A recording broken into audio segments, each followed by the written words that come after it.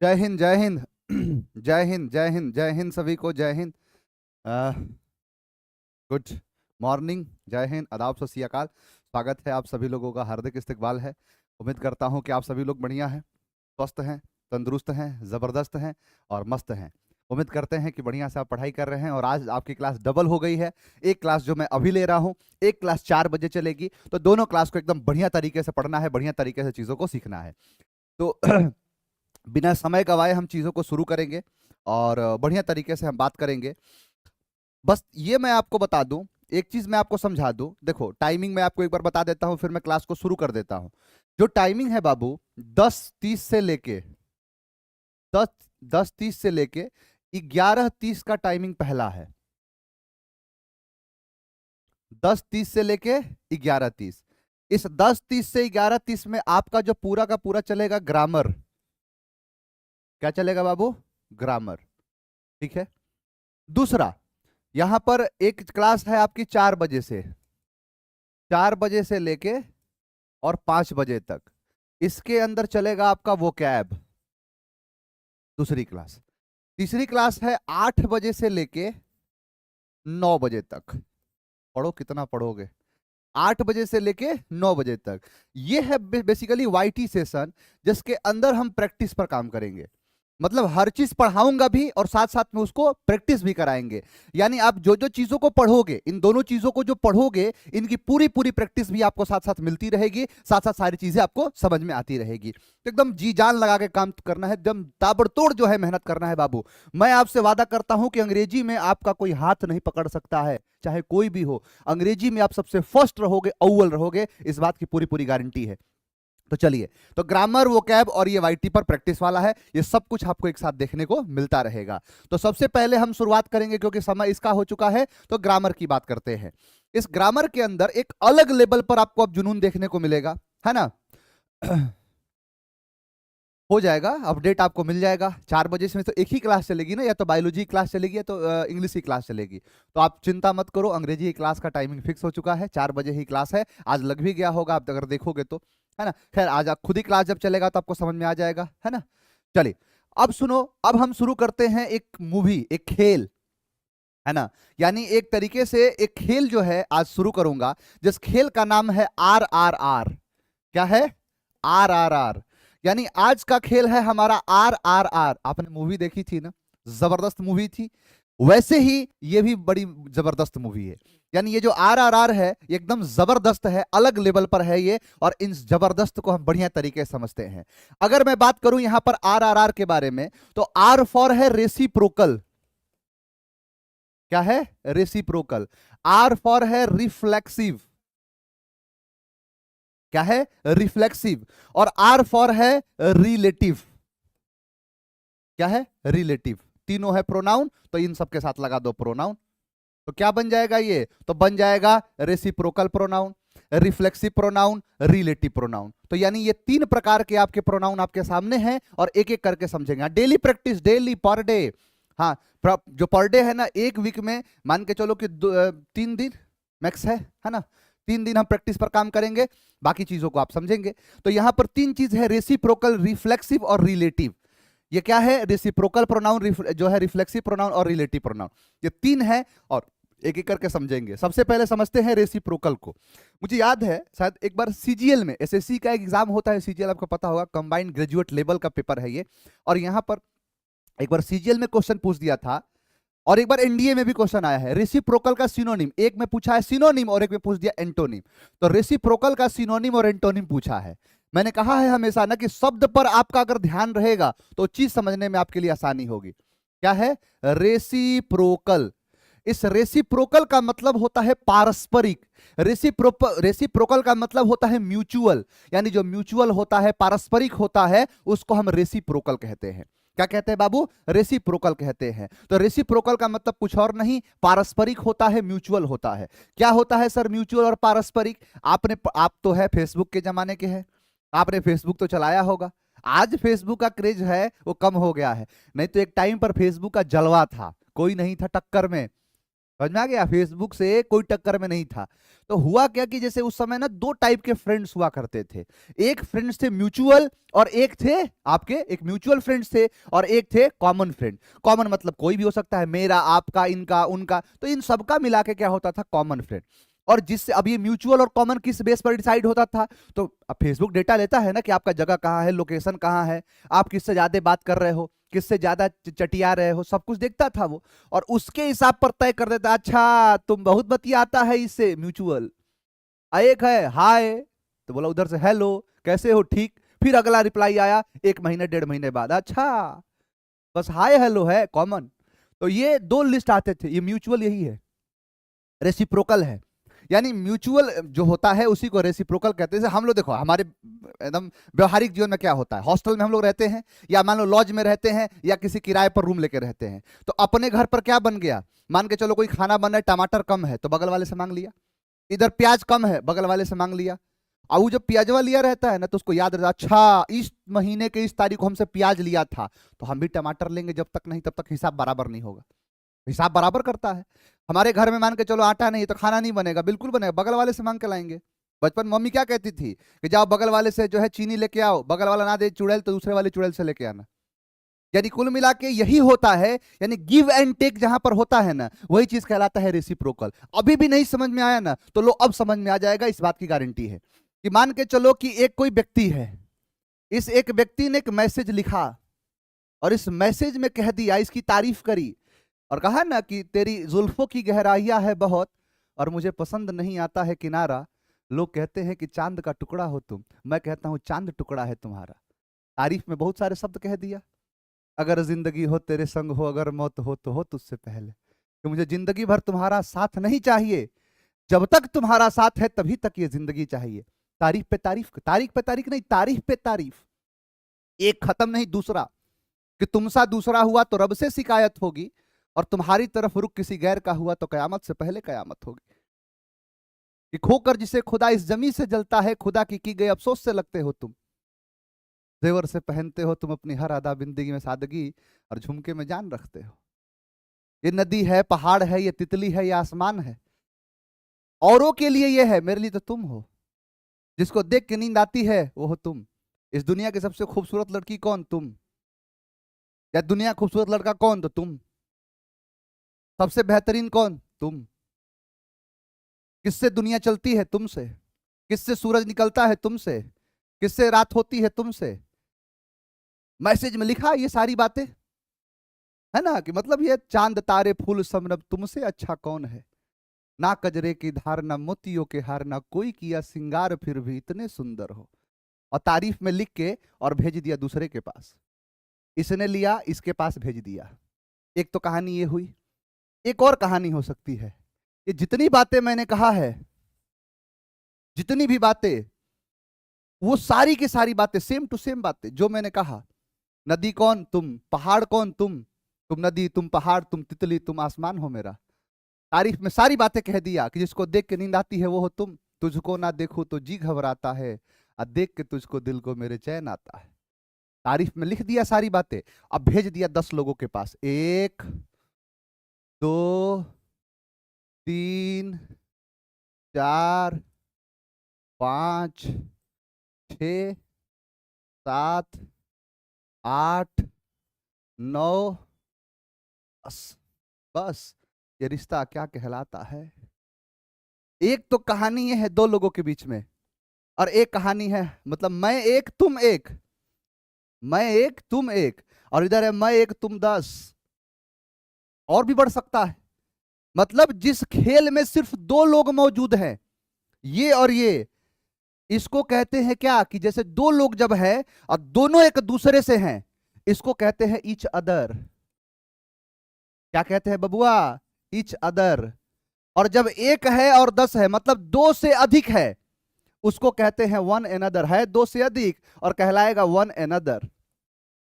नहीं कहते हैं हम बने तुम बने, हम मतलब मैं, कि मैं बना तुम बने एक दूजे के लिए। We are made for each other. आमी जे तोमार, सोदो जे तोमार। आमी जे तोमार मतलब मैं सिर्फ तुम्हारा हूं, सोदो जे तोमार तुम सिर्फ मेरे हो। मैंने क्या कहा? कि अगर मैंने कहा कि आमी जे तोमार सोदो जे तोमार, मैं सिर्फ तुम्हारा हूं, तुम सिर्फ मेरे हो, तुम साथ दूसरा हुआ तो रब से शिकायत होगी, ऐसा क्यों कर दिया मेरे साथ। यही क्या है, ईच अदर। यानी ईच अदर का मतलब होता है कि जब एक और दूसरा एक दूसरे के लिए, कि जब दो लोग एक दूसरे से, ईच अदर, और इधर एक बाकी 10 तो वन एनदर। आए समझ में? बोलो सर, आपके लिए भी एक शायरी की तारीफ की है क्या, की जाए? जब पीए सर का वो कैब पढ़ा दे तो ग्रामर की क्या बात करी जाए। अरे वाह, है ना? समझ में आ गया? चलो, तभी आशिक अपने।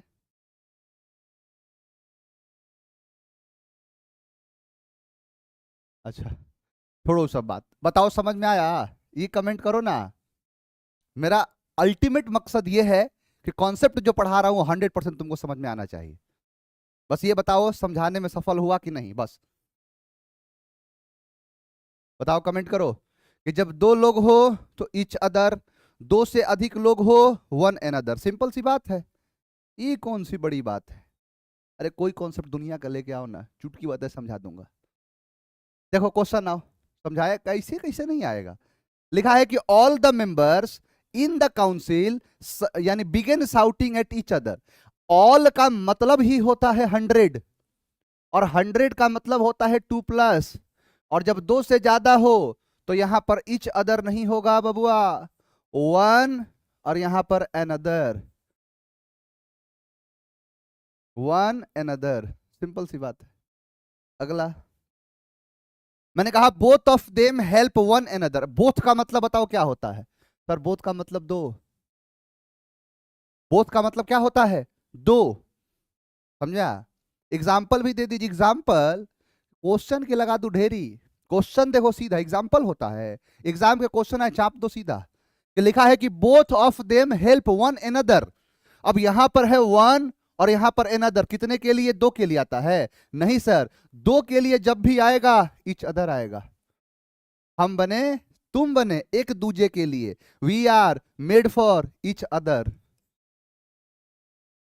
आंसर क्या है? बी। और देखो लिखा है कि ही वॉज सो अफ्रेड, वह बहुत डर गया, दैट की हिज नीज, नीज का मतलब होता है घुटने, जो घुटना होता है दोनों ना, वो घुटने, नॉक्ड वन एनदर। अब भाई घुटने टकराएंगे तो एक दूसरे से ना टकराएंगे, और एक दूसरे से टकराएंगे तो फिर क्या हो जाएगा? Each other.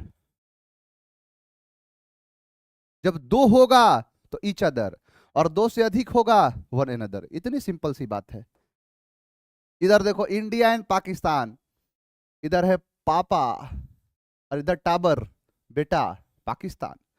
तो यहां बाप बेटा है, तो बाप और बेटे दोनों, तो एक पापा, एक यहां पर पापा है अब्बू, और इधर उनका बेटा नालायक बेटा। तो दो लोग हैं ना, ऑलवेज अपोज्ड, तो वन एन अदर नहीं, इच अदर।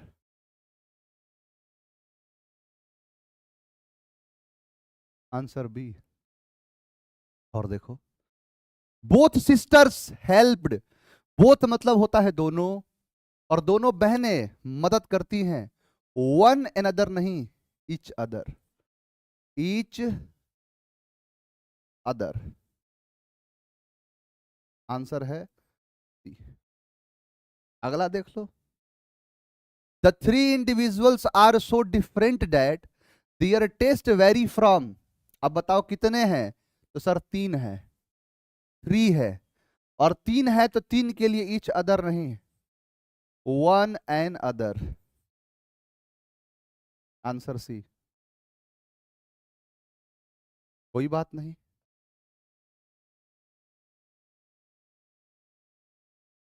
एक और क्वेश्चन देख लो, रणबीर कपूर एंड आलिया भट्ट। रणबीर कपूर एक, आलिया भट्ट दो, और दो के लिए ईच अदर ना चोलबो, सॉरी वन एन अदर ना चोलबो, ईच अदर चोलबो।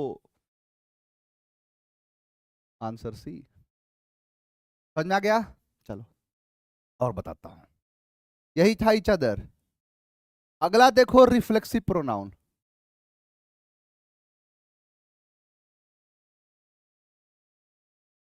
अच्छा, कोई थोड़ा बहुत पढ़ा लिखा है, थोड़ा बहुत जानता है, वो कहता है कि सर क्या ग्रामर पढ़ाते हैं सर, बस रूल्स लिखाने का मेथड थोड़ा कैजुअल है। अच्छा ठीक है, अब देखो यहाँ पर मान के चलो आप में से कोई कहेगा, या हो सकता है कि आप पढ़ाई कंप्लीट करने के बाद आप थोड़ा और रिसर्चिव वे में काम करोगे तो आपको एक और शब्द दिखाई देगा, इम्फेटिक। आप कह दोगे सर आपने तो इम्फेटिक कराया ही नहीं, इम्फेटिक प्रोनाउन पढ़ाया ही नहीं, है ना। कोई और कहीं किताब उताब खंगालेगा, उसको एक चीज दिखाई दे देगा, सेल्फ प्रोनाउन, तो कहेगा सर आपने तो सेल्फ प्रोनाउन पढ़ाया ही नहीं, कह सकते हो। लेकिन बेसिकली ये जो रिफ्लेक्सिव प्रोनाउन है, इम्फेटिक प्रोनाउन है, सेल्फ प्रोनाउन है, ये तीनों एक ही डेगची का मसाला है, ये तीनों एक ही खानदान का वारिस है। कैसे नहीं मानते, मनाता हूं, देखो कैसे। आओ तुम लोग को थोड़ा सा इतिहास की दुनिया में लेके चलता हूं। भारत में आज रेलवे चलता है, इस रेलवे के बारे में हम जो है बहुत सारी बातें जानते हैं। लेकिन अगर मैं कहूं आपसे, एक समय था रेलवे सिर्फ इस भारत के अंदर एक बड़ी क्रांति के रूप में तो आया ही, लेकिन साथ ही साथ एक नई सभ्यता से परिचय कराया। रेलवे का सभ्यता से क्या लेना देना है, बिल्कुल सीधा सीधा लेना देना है। हम सोचो कि 1853 से पहले हम यही जानते थे, या वो कह लो 1921 से पहले हम यही जानते थे कि हमारे यहाँ एक सभ्यता थी जिसको आर्यों ने शुरू करी थी, जिसको आर्यन सिविलाइजेशन या आर्यन सभ्यता कहा गया। हमें कोई नहीं पता था। वो तो होता है 16 अप्रैल 1853 की बात है, जब मुंबई से थाने के बीच में एक ट्रेन चलाई गई। इस ट्रेन का नाम था ब्लैक ब्यूटी। 33 किलोमीटर के ट्रैक पर एक परीक्षण के तहत इस ट्रेन को दौड़ाया गया, फेरी क्वीन ब्लैक ब्यूटी। ये मात्र एक टेस्टिंग के लिए ट्रेन थी, जो मुंबई से और थाने के बीच में है ना, मुंबई और मुंबई के जगह एक थाना है, उसी थाने में जो है ट्रेन चलाई गई, मतलब थाने तक। जैसे टेस्टिंग पास हुआ, हरी झंडी दिखाई दी, इस पूरे भारत में रेलवे का विकास शुरू कर दिया गया। उस रेलवे के विकास के तहत लाहौर से कराची के बीच में जमीनों को काट काट के, वहां बड़े ऊंचे ऊंचे टीले थे, उन जमीनों को काट काट के समतल किया जा रहा था ताकि रेलवे ट्रैक बिछाया जा सके। उस समतल करते दौरान ही धरती के अंदर से बहुत सारे अवशेष निकलने लगे। पता चला कि कहीं पर लिपस्टिक निकल रहा है, कहीं पर किसी का बर्तन निकल रहा है, कहीं पर किसी का जो है कंगन निकल रहा है। मजदूर कहे ओ माय गॉड, लगता है टोना कर दिया है, वो काम करना छोड़ दिया। आज भी देखो कहीं से कुछ निकलने लगेगा ना तो मजदूर काम छोड़ देगा, छोड़ दिया। उस समय एक व्यक्ति था जिसका नाम था कनिंघम। जॉर्ज कनिंघम जो था वो आता है और आके उन सारी चीजों पर रिसर्च करता है, और रिसर्च किया, इसीलिए उसको आर्कियोलॉजी का पापा, फादर ऑफ आर्कियोलॉजी कहा गया। उस समय जाता है डलहौजी के पास और कहता है कि हे भारत के गवर्नर जनरल, मुझे एक ऐसी राज के बारे में पता चला है जिसको हम पता कर ले तो हमारे पास ऐसी ऐसी चीजें होंगी जिसका हमने कल्पना भी नहीं किया था। क्या है, तुम दिन भर जो है सर्चे करता रहता है, इधर देख रहा है कि नवाब जो ऐसे कर रहा है, इधर देखो नवाब वैसे कर रहा है, हमको राज्यों को विलय करना है अपने ब्रिटिश हुकूमत में। वो डॉक्ट्रिन ऑफ लैप्स की नीति चलाने में व्यस्त था, कुछ ध्यान नहीं दिया। इधर कैनिंग आता है, कैनिंग 1857 की क्रांति में जूझ गया, उसने भी दिलचस्पी नहीं दिखाई। मजा तो तब आया जब ये खुद आता है आर्कियोलॉजिस्ट जिसका नाम था, वो बदनाम वायसरॉय जिसका नाम था जो है Curzon, Lord Curzon. Lord Curzon ने कहा अच्छा अवशेष दफन है, निकालो, खोद निकालो सारे। उसने एकदम निजी तहत से जो है एक आर्कियोलॉजिकल सर्वे को पूरा ऑफिशियली चीजों को चालू किया। उसने एक टीम बनाई, उस टीम के लीडर थे जॉन मार्शल। जॉन मार्शल ने 2 टीम बनाई, एक टीम के लीडर थे दयाराम साहनी और एक थे आर डी बैनर्जी। दयाराम साहनी को 1921 में, कब 1921 में एक सफलता मिल जाती है, जिन्होंने पूरा का पूरा हड़प्पा खोज के निकाल दिया और कहा देखो ये हड़प्पा है, और इस काल के लोगों के पास ऐसी ऐसी चीजें थी, ऐसी ऐसी टेक्नोलॉजी थी। अगले ही साल मोहनजोदाड़ो, चनहुदड़ो, लोथल निकलता गया निकलता गया। सबसे पहले जिस साइट को देखा गया था उसका नाम था हड़प्पा, इसीलिए सभ्यता को हम कहते हैं हड़प्पा सभ्यता, हड़प्पा सिविलाइजेशन। धीरे धीरे धीरे धीरे पता किया गया तो ये जो साइट थी ये त्रिभुजाकार थी। जम्मू कश्मीर का मांडा, उत्तर प्रदेश का यहां पर देखो महाराष्ट्र का दैमाबाद, इधर रावी नदी उठेठ पाकिस्तान, और ये जो सभ्यता थी ऐसे ट्रायंगल शेप में फैली हुई थी, और यहां से सिंधु नदी का जो है धारा प्रवाह था, और सिंधु नदी की घाटी पर बसी हुई थी, इसीलिए हमने कहा सिंधु घाटी की सभ्यता। उसी को, जिसको एक नाम दिया गया हड़प्पा सभ्यता, उसी का एक दूसरा नाम दिया गया सिंधु घाटी की सभ्यता। धीरे धीरे धीरे धीरे और पता किया गया, तो पता चला कि इस काल के लोगों ने कॉपर एक धातु होता है, कॉपर तांबा, उसके अंदर मिला दिया tin, copper plus tin is equal to bronze. तो कॉपर में टीन मिला के ब्रॉन्ज बना दिया, इसीलिए इस काल के लोग कहा गया ब्रॉन्ज एज सिविलाइजेशन, कांस्य युगीन सभ्यता। आप मुझे एक बात बताइए कि हड़प्पा सभ्यता, सिंधु घाटी की सभ्यता, और ऊपर से मैंने कह दिया कि ब्रॉन्ज एज सिविलाइजेशन, कांस्य युगीन सभ्यता, क्या तीनों अलग अलग हैं? नहीं सर, तीनों एक ही है। मैंने कहा ना इसीलिए कि तीनों एक ही डेगची का मसाला है, एक ही खानदान का वारिस है। वैसे ही मैंने कहा रिफ्लेक्सिव, इम्फेटिक और सेल्फ, ये तीनों एक ही डेगची का मसाला है, ये तीनों एक ही चीज है। थोड़ा बहुत अंतर है, उस अंतर को मैं बताता हूं, उस अंतर को मैं समझाता हूं, ऐसी ही कहानी के जरिए। आपको सुनने के बाद आपका दिल गार्डन गार्डन हो जाएगा, चिंता काहे कर रहे हो, देखते रहो। मैंने कहा रिफ्लेक्सिव प्रोनाउन क्या है, जैसे लिखा है ना तीन चीज कि रिफ्लेक्सिव, इम्फेटिक और सेल्फ, इन तीनों में सर अंतर क्या है, बताता हूं अंतर। देखो, रिफ्लेक्शन का मतलब क्या होता है, आपको रिफ्लेक्शन का प्रैक्टिकल कराता हूं। देखो, ये देखो ध्यान से, यहां मैं हूं, मेरे पीछे एक आदमी है, मैं उसको उंगली दिखा रहा हूं, वो भी मुझे उंगली दिखा रहा है, मैं उसको आंख दिखाऊंगा, वो भी आंख दिखाएगा। यानी कुल मिला के मैं जो करूंगा वही वो करेगा, जो मैं करता हूं वही वो करेगा। ये मेरा रिफ्लेक्शन है, ये मेरा छायाकृत है। यानी रिफ्लेक्शन कुछ नहीं होता है, रिफ्लेक्शन का मतलब होता है कि वो एक ही चीज का रिफ्लेक्ट होना। आप पढ़ते हो फिजिक्स में बढ़िया से, आपको सरेंद्र सर पढ़ाए होंगे क्या होता है, कैसे होता है, सारी बातें आपको बताए होंगे। तो कुल मिलाए कहना है कि यहां पर जो फिजिक्स का खेल होता है वो कैसे होता है, सब आपको पता है। तो ये रिफ्लेक्शन है। सर इम्फेटिक क्या है, और बताता हूं, है ना, इम्फेटिक, इम्फेक्टिव लिख दिया हूं, इम्फेटिक होता है बेटा, इम्फेटिक क्या होता है, इम्फेटिक। तो इम्फेसाइज करना, आपने एक शब्द सुना होगा, एम्फसाइज कर रहा है, ओवर एम्फसाइज कर रहा है। ये एम्फसाइज क्या होता है, ओवर एम्फसाइज क्या होता है, आइए बताता हूं। एम्फसाइज का मतलब होता है जोर देना। आइए दोनों चीज को एक कहानी के जरिए आपको समझाने की कोशिश करता हूं, और मैं पूरी पूरी कोशिश करूंगा कि आपको इस कहानी से समझ में आ जाए। आप मुझे देखो, एज अ डिफेंस एस्पिरेंट अगर मैं बात करूं, तो मुझे एक व्यक्ति सबसे ज्यादा पसंद है, और पसंद वो नहीं है उसकी एक्टिविटी, क्योंकि जब हम फौजी बनने की बात करते हैं, लेफ्टिनेंट बनने की बात करते हैं, तो एक चीज की जरूरत होती है, और वो चीज पता है क्या है, वो चीज है लीडरशिप क्वालिटी। और मुझे एक लीडरशिप क्वालिटी दिखाई देती है बाबर में, जहीरुद्दीन बाबर बादशाह कलंदर गाजी, कि जहीरुद्दीन बाबर के अंदर लीडरशिप क्वालिटी कूट कूट के भरा हुआ था। यूं ही नहीं, उसने पानीपत, खानवा, तराइन, सॉरी पानीपत में आया, खानवा में आया, चंदेरी में आया, और यहां पर एक तरीके से सारी की सारी लड़ाइयों को जीतता गया। कुछ तो बातें थी उसमें, बातें उसमें नहीं थी, उसमें तो जो था वो था ही, उसके सेना में एक से बढ़ के एक सैनिक थे। मैं अगर एक कहानी सुनाऊं एक सैनिक की, एक सैनिक था जिसका नाम था फरीद खान। वो फरीद था, खान क्या होता है ना, खान एक उपाधि होता है। खान क्या है कि जो लड़ाकू होते थे, जो कमांडर इन चीफ होते थे, उनको खान कहते थे, जैसे बैरम खान, वैसे था क्या यहां पर फरीद खान। तो फरीद क्या है ना, लड़ाकू था, मतलब एक सैनिक के साथ साथ तोपची का भी काम किया था। कहते हैं कि जब खानवा की लड़ाई, जब सबसे पहले पानीपत की लड़ाई जब जीत गया, खानवा की लड़ाई थी, खानवा की लड़ाई में गजब का लड़ा था उसने।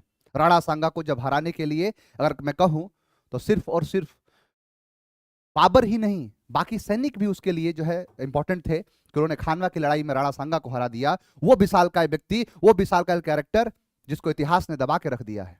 राणा सांगा वाकई में बलवान थे, उनकी वीरगाथाओं को अगर बताने लगूं तो दिन कम पड़ जाएंगे। राणा सांगा को हराना बहुत बड़ी बात थी, लेकिन उसके हराने के लिए ये सारे सारे लोग जो है लग चुके थे। उसमें व्यक्ति था फरीद खान। जब खानवा की लड़ाई को जब जीता ना, तो बाबर ने दावत दिया सबको कि आओ मेरे भाइयों, आओ दावत करते हैं, दावत का मजा उड़ाते। होता है ना कि जब हम कुछ बढ़िया कर लेते हैं, सेलिब्रेट करते हैं, तो दावत देते हैं। तो दावत दिया, उसमें सारे लोग खाना खा रहे थे, गोश्त खा रहे थे। जो फरीद था वो तलवार से गोश्त पर मारता था, उठाए खाता था, तलवार से मारा उठा के खाया, तलवार से मारा उठा के खाया। जब ये चीज बाबर देखा तो दंग रह गया, अरे बाप रे बाप, ये कौन है ये? तलवार से खा रहा है, इसको डर नहीं लग रहा। जैसे आपसे कहूंगा मैं पिस्टल पर जो है पापड़ रख के खाओ, कैसा लगेगा? अजीब नहीं लगेगा? उस समय तलवार ही था, तो तलवार से गोश्त से खाता था, तलवार से मारा। आजकल लोग केक काटता है तलवार से। अब जब ये बाबर देखा तो दंग रह गया। उसने अपने बगल में खड़े हुमायूं से कहा, हुमायूं देखना, इसको देखना, फोकस कर लो इस पे, कैमरा मार दो एकदम। मुझे ये ठीक नहीं लग रहा है, इसके चाल चलन में बिल्कुल ठीक नहीं लग रहा है। मुझे एक अलग सा इसके अंदर जोश दिखाई दे रहा है। मुझे ऐसा क्यों लग रहा है कि मुझे भविष्य आके कह रहा है कि रोक सको तो रोक लो, ये तुम्हारे आने वाले समय मुगल सल्तनत का सबसे बड़ा कांटा है। मुगल सल्तनत को इस भारत से निकाल के बाहर फेंक देगा। बाबर को ये पहले ही जो चीजें हैं ये आ चुकी थी। उसने अपने हुमायूं से कहा कि इसका ठिकाना लगा दो। हुमायूं से जब ये बात कह रहा था तो फरीद भी सुन लिया। जब फरीद इस बात को सुना, कहा कि मैं बाबर की नजर में आ चुका हूं, इसके पहले कि मुझे जहर दे के मरवा दे, मुझे गला काट के मरवा दे, सोते हुए मार दे, मुझे इसकी सेना छोड़ के भाग जानी चाहिए। उसकी सेना को छोड़ के भागा और कहा कि अगर मुझे खुदा ने सही सलामत रखा, अपने दोस्तों से कहा कि अगर मुझे खुदा ने सही सलामत रखा तो मैं वापस आऊंगा और इस मुगल सल्तनत की नींव को उखाड़ के भारत से बाहर फेंक दूंगा। बाकी लोग तो सोचे तो थोड़ा सा दंग रह गए, कुछ लोग हंसे, आप जाके कहो कि मोदी जी को भारत से बाहर निकाल दूंगा। उस समय के बादशाह वही था ना। लेकिन जो जानते थे वो मानते थे, इसने अगर कहा है तो करके दिखाएगा। उसने कहा मेरे भाई, मेरे बंधु, मेरे सखा, मेरे दोस्त, मैं जाता हूं, दुआओं में याद रखना। चला गया वहां से छोड़ के और आया इसी बिहार में। और बिहार में आके कहा, यहाँ पर वहां के इस समय राजा हुआ करते थे बहार खान लोहानी। बहार खान लोहानी का बॉडीगार्ड बन गया, अंगरक्षक बन गया। और पहले के टाइम पर राजा महाराज आया करते शिकार खेलने के लिए, और जब शिकार खेलने के लिए जाया करते थे तो अपने साथ में बॉडीगार्ड थे। अब जैसे शिकार है, जंगल उंगली, बिहार में पूरा जंगल ही था पूरा, तो शेर जो है हमला करने के लिए अचानक से आया। अचानक से ही हमला करते हैं शेर। तो जैसे हमला करने के लिए आया, बॉडीगार्ड था, वो बीच बचाव करते हुए शेर को बीच से फाड़ दिया। क्या ताकत थी उसके अंदर, सोचिए। आज हम लोग कुत्ता से डर जाता है, शेर को बीचों बीच फाड़ दिया। पूछा बहार खान लोहानी ने, नाम तुम्हारा नाम की होवे? उसने कहा साहब मेरा नाम तो मामूली साहब फरीद, फरीद खान नाम है मेरा। कहा कौन कहता है कि तुम्हारा नाम फरीद खान है? आज से दुनिया तुम्हें शेर खान के नाम से जानेगी। मैं तुम्हें शेर खान के नाम से नवाजता हूं और मैं ये कहता हूं कि आज से दुनिया तुम्हें शेर खान के नाम से जाने। तो शेर खान जो नाम है बैरम जो है बहार खान लोहानी का दिया हुआ, आगे चल के इतना बड़ा हुआ, इतना बड़ा हुआ कि हर बच्चा उनको जानता है शेर शाह सूरी के नाम से। सूरी वंश की स्थापना करने वाले व्यक्ति शेर खान, जो शेर शाह सूरी के नाम से प्रसिद्ध हुआ। वाकई में उसने बैटल ऑफ चौसा 1539 में हुमायूं को घुटने टिकवा दिए। 1540 में कन्नौज और बेलग्राम की लड़ाई में यह साबित कर दिया कि जो उसने आज से कुछ साल पहले कहा था, उसको साबित किया कि हाँ सही कहा था, कि वाकई में उसने हुमायूं को भारत छोड़ के मजबूर कर दिया। छुप छुप के रहना पड़ा हुमायूं को, मतलब पूरी तरह से हराया और नया सा जो है सल्तनत स्थापित किया, जिसका नाम था शेर शाह सूरी। सूरी वंश की स्थापना करता है। मैं बड़ा इस चीज को देखता हूं कि बिहार वो मिट्टी है कि जहां पर एक फरीद खान नाम का लड़का आता है और शेर शाह सूरी बनता है। मुझे फिर से याद आता है कि यह बिहार की वही मिट्टी है जहां पर एक शुद्धोधन का बेटा सिद्धार्थ आता है और इस पूरी दुनिया में सबसे पूजे जाने वाले बुद्धिज्म का फादर बनता है, बुद्धिज्म की स्थापना करता है, भगवान बुद्ध बन जाता है। कुछ तो बात है इस बिहार की मिट्टी में, कुछ तो बात है। मैं इस बात को मानता हूं, इस बिहार की मिट्टी ने मुझे बहुत कुछ दिया है। मैं एक मामूली सा लड़का, एक सरकारी नौकरी करने वाला आदमी, इस बिहार की मिट्टी में आया और आज बिहार ने मुझे वो नाम दिया है और वो पहचान दिया है प्रियांशु सर के नाम से, पीएस सर के नाम से, जो आप सभी कहते हैं। मैं इसीलिए कहता हूं कि जन्म मिला इस माटी में, इस माटी का मैं आभारी हूं और स्वर्ग से प्यारा बिहार है हमारा, गर्व से कहता हूं मैं बिहारी हूं। कुछ तो बात है बिहार की मिट्टी में। और वही चीज हुआ, यहां पर एक मामूली सा फरीद खान आके शेर शाह सूरी बनता है। कहते हैं शेर शाह सूरी मरा कैसे? एक बात बता दूं, किसी की बाजुओं में इतनी ताकत नहीं थी कि शेर शाह सूरी का मुकाबला कर सके। किसी की तलवार में इतनी धार नहीं थी जो शेर शाह सूरी के तलवार का जवाब दे सके। उसको मारने वाला कोई और नहीं, खुद मरा। कहते हैं कि कालिंजर का एक किला हुआ करता था, उस कालिंजर के किला को जीतने के लिए शेर शाह सूरी जाता है और अपने साथ तोप लेके जाता है। यहां पर शेर शाह सूरी खड़ा था, आदेश दिया सैनिकों फायर। जैसे यहां से गोला निकला, ये गोला वापस गया, दीवार से टकराया और टकरा के वापस आ गया और यहीं पर फट गया। शेर शाह सूरी उड़ गया। और कहूं मैं कि शेरशाह सूरी उन लोगों में से था, शेरशाह सूरी उन लोगों में से था कि जिसने ये साबित कर दिया कि मामूली सा आदमी क्या कर सकता है। किसी की बाजुओं में इतनी ताकत नहीं थी। मुझे और भी जरा रोमांच से भर देता है ये चीज कि जब इसको जो गोला और बारूद फटा हुआ था, मरने को था, इसने अपनी अंतिम इच्छा कही कि मैं अपने मरने से पहले इस किले को जीतते हुए देखना चाहता हूं। कहते हैं, इतिहासकारों ने कहा है कि जब ये किला जीते तब शेरशाह सूरी ने अपनी आंखें बंद करी। मैंने कहा ना, किसी की बाजुओं में इतनी ताकत नहीं थी जो शेरशाह सूरी का जवाब दे सके, शेरशाह सूरी को मार सके। अरे उसके मरने के बाद भी उसी के पैरों के निशान थे। आप बिहार के सासाराम में चले जाओगे और इसी सासाराम में आप जाके देखोगे तो अपने जीते जी उसने अपने मरने की जगह को तय कर चुका था। तलवार जो है तालाब के बीचों बीच में अपना जगह बनाया और कहा कि अगर मैं मर जाऊं तो मुझे यहीं दफना जाना। आज भी शेरशाह सूरी का मकबरा है। मैं आज तक तो गया नहीं, लेकिन मेरे दिले चाहत है कि मैं उस व्यक्ति के पास जाऊं जिसने भारत के इतिहास को इतना बड़ा कुछ दिया। आप उसके बारे में पढ़ोगे, इतिहास का पूरा टॉपिक होता है कि जहां पर आप देखते हो, आप पढ़ते हो कि शेरशाह सूरी ने किया क्या। जीटी रोड की मरम्मत कराई, सराय बनवाए, उसी ने जो रुपया रुपया रुपया करते हो ना दिन भर, इस रुपया को चलाने वाला शेरशाह सूरी था। इसी ने उस चीज की शुरुआत करी, टंका टाका, ये सारी चीजें आप पढ़ते हैं इतिहास के अंदर। खैर, और भी बात करते हैं, है ना, कि यहां पर क्या हुआ, कैसे हुआ। इस चीज के जरिए मैं बस ये समझाना चाहता हूं कि जो आपने देखा, मैं कहूं कि शेरशाह सूरी मरा कैसे, तो सिर्फ शेरशाह सूरी नॉर्मली एक गोला गया और दीवार से टकराया और टकरा के वापस आया, यानी शेरशाह सूरी की मृत्यु कैसे हुई, तो रिफ्लेक्शन से। शेरशाह सूरी को मारने वाला कौन है, तो खुद शेरशाह सूरी। यही है रिफ्लेक्शन, रिफ्लेक्सिव। और अगर कोई कहे कि शेर को कौन मारा, तो दूसरा शेर। शेर को मारने वाला कौन है, दूसरा शेर। इम्फेटिक, एम्फसाइज कर रहा है, इम्फेटिक कर रहा है, उसी को कहते हैं क्या, इम्फेटिक प्रोनाउन। यानी अगर मैं कहूं कि शेरशाह सूरी मरा कैसे, तो रिफ्लेक्शन से।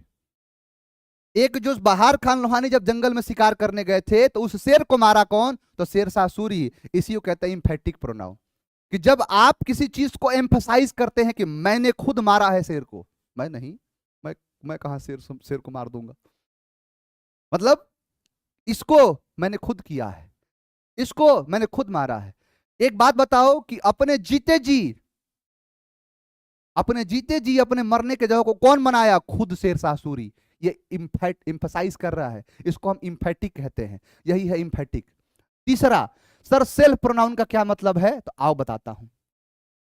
बेसिकली सेल्फ प्रोनाउन देखोगे तो इन सारे शब्दों के साथ एक शब्द लगा रहता है, सेल्फ, या इसका प्लूरल। याद है ना, जब मैं करा था एफ और एफ को वीई में चेंज करके एस लगाते हैं, तो सेल्फ्स। तो सेल्फ और सेल्फ्स, इसीलिए इसको कहते हैं कि सबके साथ सेल्फ लगा होता है, इसीलिए कहते हैं सेल्फ प्रोनाउन।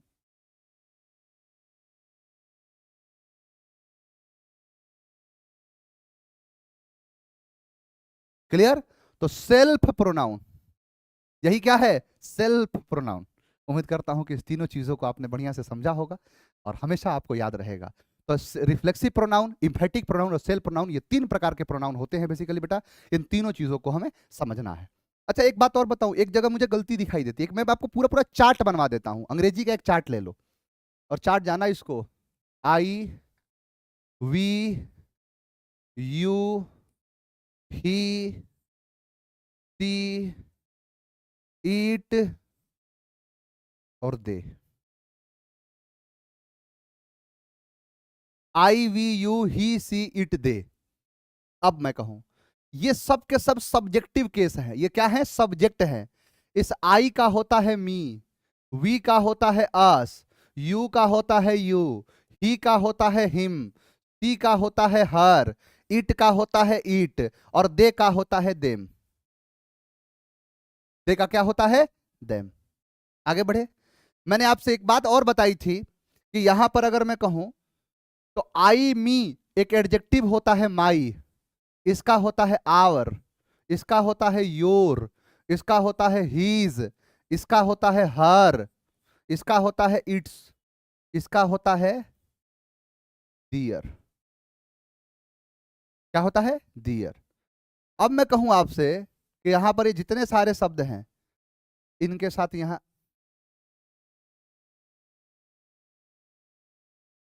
इसको ऐसे कर दिया, बता चुका हूं ये पॉजेसिव कैसे बनता है? माई का आप कर दो माइन, आवर का आवर्स, योर्स एस लगा है नहीं होगा, इसको काट दो, ये होता ही नहीं है, इसको कर दो एस। ये क्या है? तो sir possessive pronoun, sorry possessive adjective, और ये है पजेसिव प्रोनाउन। ये क्या हो गया? Possessive pronoun. बता चुका हूं कि ये क्या होता है, पजेसिव प्रोनाउन होता है। अब एक बात को समझना, अगर मैं कहूं आपसे ये कहां पढ़े हो सर, मुझे याद है सर, जब हम नाउन पढ़ रहे थे, एससीएन का पीसीएन पढ़ रहे थे, उसी में पढ़ा था कि एफ और एफ वाले शब्दों को हम वीईएस से चेंज कर देते हैं। और ऐसे टोटल कितने शब्द बताए थे? तो सर वाइफ, नाइफ, लाइफ के लिए डेंजर, एल्फ बदल देती है थीफ में। ये बात सही है, सही है, सही है, कबूल है, कबूल है, कबूल है। तो सेल्फ, शेफ और शेल्फ, तो उसी में क्या है था? सेल्फ, जिसका प्लूरल हम बनाते हैं ऐसे। काफ मतलब गाय का बछड़ा, वुल्फ भेड़िया, जिसको हम हाफ चाहे लीफ चाहे लोफ, सर हमने वहां पढ़ा था। इसका मतलब ये तो नाउन ही है। अच्छा, अगर मैं कहूं आपसे, ध्यान से देखना, अगर मैं कहूं आपसे कि यहां पर मैं लिख रहा हूं कुछ शब्दों को जरा गौर से समझना, कि मैंने कहा है माई सेल्फ, मैंने कहा है आवर सेल्फ्स, मैंने कहा है योर सेल्फ। देखो दो होता है, एक होता है योर सेल्फ या होता है योर सेल्फ्स, ये होता है हिम सेल्फ, ये होता है हर सेल्फ, ये होता है इट सेल्फ, और ये होता है देम सेल्फ्स। ऐसे ऐसे शब्द हैं। अच्छा चला जाएगा बाबू। तो ये है पूरे पूरे शब्द। मैं एक से भी पूछूं कि इसकी उत्पत्ति कैसे हुई है, इसका फॉर्मेशन कहां हुआ है, नहीं बता सकते हैं। इन सारी चीजों को रटने वाले हैं आप सभी। मैं अगर कहूं आपसे कि अगर इसका उत्पत्ति बताओ कि इसको बनाया कैसे गया है, जैसे मैंने कहा कि इसको कैसे बनाया गया है, तो आपसे पूछूं मैं इसको कैसे बनाया गया है, कि ये फॉर्मेशन क्या है इसका, तो आप कहोगे सर नहीं पता, बस ये पता है कि माई सेल्फ आई का होता है, योर सेल्फ यू का होता है, हिम सेल्फ ही का होता है। लेकिन इसके पीछे एक लॉजिक है, और एक गलती आपको मैं पकड़ाऊंगा, उस गलती को आप समझोगे तो आपको समझ में आएगा। देखो गलती क्या है। अगर मैं कहूं आपसे कि सेल्फ क्या है, तो कहोगे सर नाउन। सेल्फ क्या है? तो सर नाउन है। सेल्फ क्या है? तो सर नाउन है। ठीक, नाउन से पहले क्या आता है? क्या प्रोनाउन आएगा? क्या प्रोनाउन आएगा? क्या प्रोनाउन आएगा? ना, नाउन से पहले आता है एडजेक्टिव, इसीलिए हमने एडजेक्टिव के रूप में लिया है माई, तो बन गया माई सेल्फ। मैंने एडजेक्टिव के रूप में लिया है आवर, और इसके बाद मैंने कर दिया सेल्फ जो कि नाउन है। मैंने एडजेक्टिव के रूप में लिया है योर, और यहां पर कर दिया सेल्फ, तो ये बन गया योर सेल्फ। अब यहां पर मैं अगर सेल्फ लिखूं और कहूं कि ले लो, इसको ले लो, इसको ले लो, तो सर दोनों जगह तो हिज है, तो एस और एस रिपीट हो रहा है, इसीलिए ना ही हम इसको लेंगे ना ही इसको लेंगे, तो मजबूरी बन गई इसको लेने की। तो यहां पर क्या हो जाएगा? Him self. मैंने कहा इसका क्या है, तो सर सेल्फ लिखा, इसको हम लेंगे क्या? हर, तो बन जाएगा हर सेल्फ। इसका हमने क्या किया? यहां पर लिया हमने सेल्फ। अब यहां इट्स नहीं ले सकते क्योंकि एस लगा हुआ है, तो मजबूरी हो गई ये वाला इट लेने की, ये तो है ही नहीं, तो हो जाएगा इट सेल्फ। अब मुझे जरा एक बात बताओ कि यहां पर देम क्यों लिया? कायदे में यहां पर दियर होना चाहिए, लेकिन क्या लिखा? Them selfs. गलत है, लेकिन जबरदस्ती, जबकि इसको होना चाहिए कि हम पहले लिखेंगे सेल्फ्स,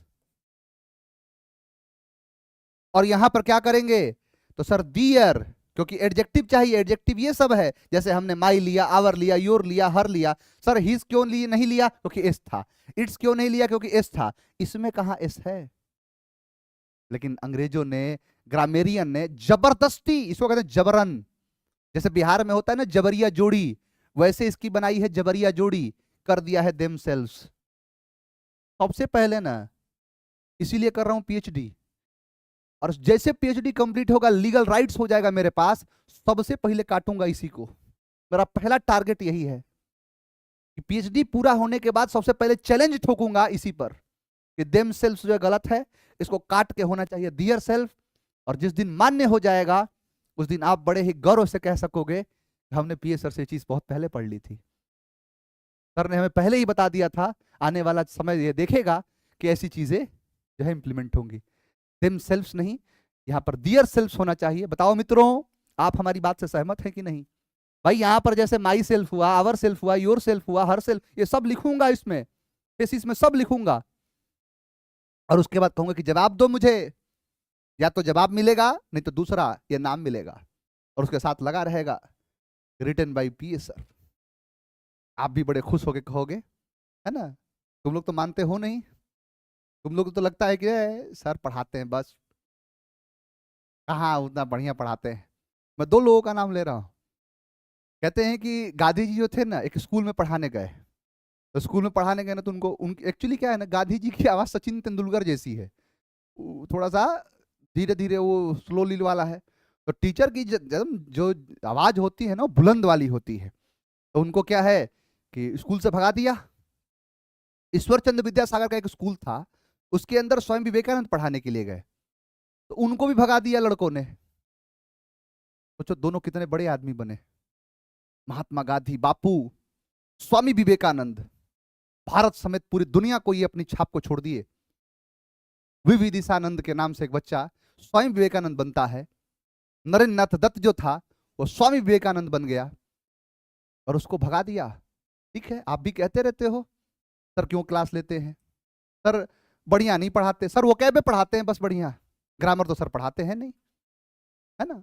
मैं भी चला जाऊंगा, एक दिन आप भी देखोगे कि भाई बड़ा आदमी अगर बन जाऊं, तो आप अपने घर के अपने टाबरों को कहोगे कि देख रहे हो सर को, इस सर से मैं पढ़ा था।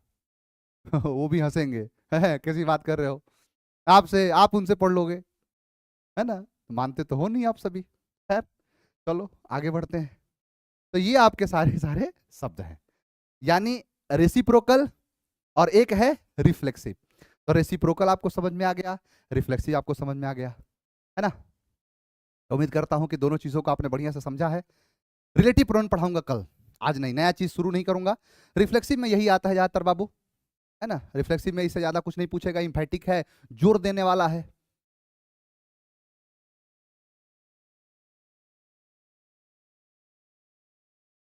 जय कह रही ये कौन कहता है हमको बताइए सर, उसके सर का बाल नोच लेंगे।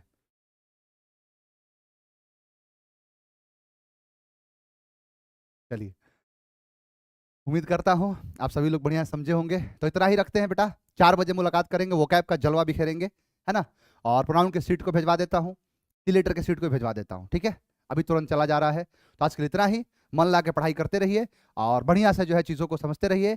और जो हमारी करियर विल की टीम है, राकेश सर जो है, बाकी उनके साथ में जितने सर लोग हैं वो सभी लोग जयपुर पहुंच रहे हैं। तो जो लोग जयपुर वाले बच्चे हैं एकदम बढ़िया से तैयार हो जाइए सर लोगों से सामने मिलने के लिए। तो जयपुर पर हमारी करियर विल की टीम पहुंचने वाली है, आप लोगों के लिए, आपके विकास के लिए और आपको एकदम मजबूती देने के लिए, आगे बढ़ाने के लिए हमारी टीम पहुंचने वाली है। तो एकदम तैयार रहिए उनके स्वागत के लिए। चलिए, तो आपसे अलविदा लेंगे कुछ घंटों के लिए, 4 बजे फिर से मुलाकात होगी। थैंक यू वेरी मच, आपसे मिलकर बड़ा अच्छा लगता है, हमें दिन बन जाता है हमारा, है ना? चलिए, तो थैंक यू वेरी मच, मिलते हैं आपसे 4 बजे। जय हिंद।